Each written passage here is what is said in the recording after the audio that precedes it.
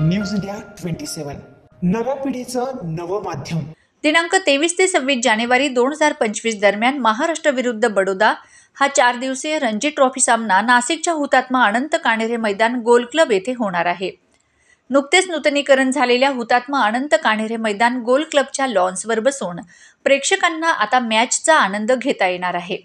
आतापर्यंत फक्त परदेशातच उपलब्ध असलेल्या या लॉन्सवर बसून सामना बघण्याची सोय आता नाशिककरांना देखील झाल्याने रसिकांना या खास टेकडीवरील हिरवळीवर बसून सामना बघण्याचा आनंद लुटता येणार आहे।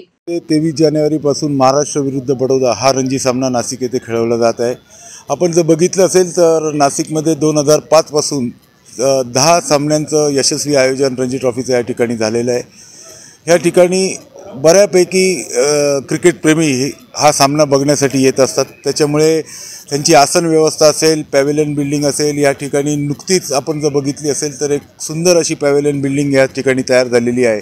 तर खेळाडूंच्या दृष्टिकोनातून त्याचबरोबर क्रिकेट प्रेमींच्या दृष्टिकोनातून सर्व सुसज्ज व्यवस्था नाशिक जिल्हा क्रिकेट असोसिएशन असेल, या व्यवस्था करण्यामध्ये नाशिक महानगरपालिका असेल, नाशिक जिल्हाधिकारी कार्यालय असेल, सगळे राजकीय पक्षाचे पदाधिकारी असतील, तसंच सगळे अधिकारी असतील, या सगळ्यांच्या सहयोगाने एक उत्तम व्यवस्था या रणजी ट्रॉफी सामन्याच्या आयोजनासाठी आपण या ठिकाणी केलेली आहे।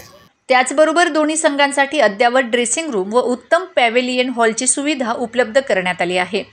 हा सामना बघण्यासाठी प्रेक्षकांना मोफत सुविधा राहणार असून त्र्यंबक रोडवरील सिव्हिल हॉस्पिटल समोरील मुख्यद्वार तसेच गेस्ट हाऊसकडील द्वाराने मैदानावर प्रवेश करता येणार आहे।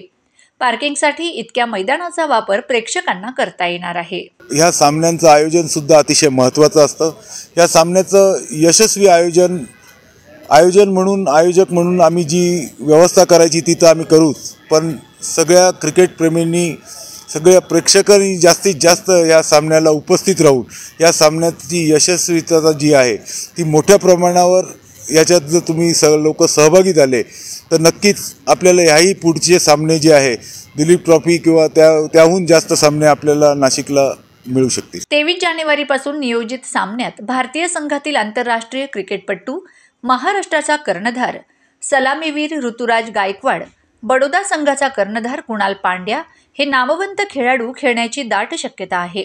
त्याचप्रमाणे आपल्या नाशिकचा डावखुरा फिरकीपटू व अष्टपैलू खेळाडू महाराष्ट्र संघाचा महत्त्वाचा गोलंदाज सत्यजित बच्छाव हा देखील या संघात असू शकतो।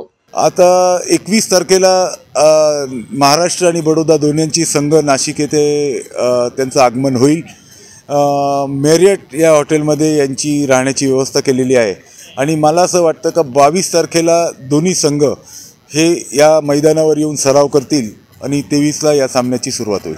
आपण बघितलं का आपल्याकडे आत्तापर्यंत रणजी ट्रॉफीमध्ये इंटरनॅशनल खेळाडू बघण्याची संधी या निमित्ताने रणजी ट्रॉफीच्या मिळाली, नाशिककरांना प्रत्येक वेळेस मिळाली।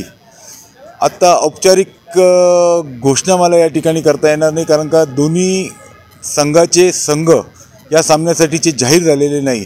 तरी पण मला असं वाटतं का आंतरराष्ट्रीय क्रिकेटपटू ऋतुराज गायकवाड, बडोद्याचा कुणाल पांड्या, त्याचबरोबर IPL मधले बरेचसे खेळाडू, नाशिककरांना ज्याचं आकर्षण आहे तसं रामकृष्ण घोष आणि सत्यजित बच्छाव हे सुद्धा या सामन्यात खेळू शकतील अशी मला आशा आहे।